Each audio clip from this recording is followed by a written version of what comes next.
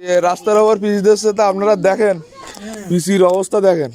এই দেখেন রাস্তায় পিচ দিচ্ছে, রাস্তায় পিচ দিচ্ছে দেখেন। এই দেখেন দেখেন দেখেন পিচ দিচ্ছে, মাটির ওপর দিয়ে পিচ দিচ্ছে। এই মাটি আপনারা দেখেন অবস্থাটা দেখেন। এই মাটির ওপর দিয়ে পিচ দিলে কি পিচ থাকে? সব হাত দিতে উঠে যাচ্ছে, একদম ফাঁকি ঝুঁকি কাজ করতেছে। দেখেন এই অবস্থাটা দেখেন। এ হলো মেম্বারের বাড়ির সামনে, মেম্বারের বাড়ির সামনে পিচ দিচ্ছে, হাত দিয়ে পিচ তোলা যাচ্ছে, হাত দিয়ে পিচ তোলা আসছে। এই দেখেন মাটির ওপর দিয়ে পিচ দিচ্ছে, দেখেন ফাঁকি ঝুঁকি কাজ করতেছে। ওই দেখেন কাজ করতেছে কন্ট্রাক্টর, আমি কন্ট্রাক্টরে যাই নিয়ে যাচ্ছি। না না আপনি তো ধুলের ওপর দিয়ে পিচ দিচ্ছেন কেন? দেখেন হাত দিয়ে পিচ ওঠানো যাচ্ছে। ওই কথা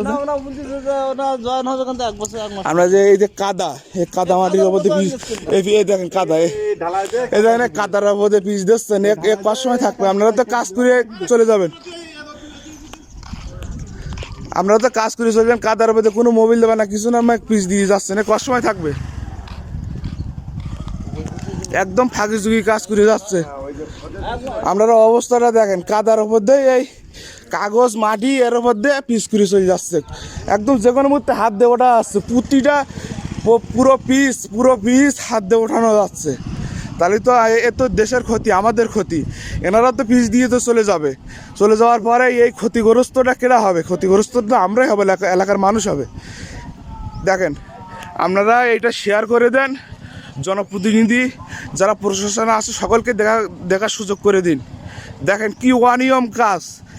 এই লক্ষ লক্ষ টাকা খরচ করে এই সরকার আমাদের জন্য রাস্তা করে দিচ্ছে, কিন্তু দেখেন রাস্তার পিচ যদি সেই করার পরে যদি হাত দিয়ে ওঠায়, তাহলে সেই পিচ দেওয়ার মানেটা কি? দেখেন কাদার ওপর দিয়ে পিচ দিয়ে দিচ্ছে।